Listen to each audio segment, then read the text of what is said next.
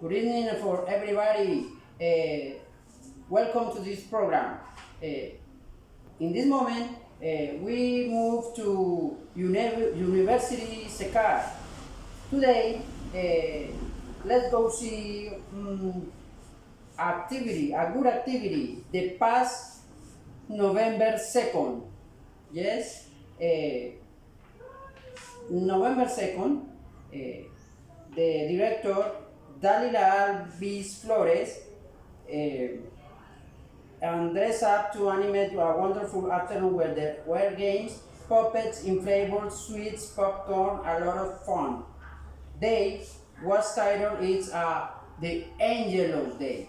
The Angelus Day, yes, because the children were very funny for this, very happy day for them.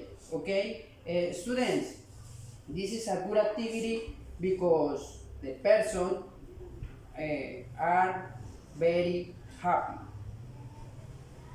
In other occasions, don't possible this activity because the COVID-19 for this year was a good, incredible activity. Okay, students, this is the evidence.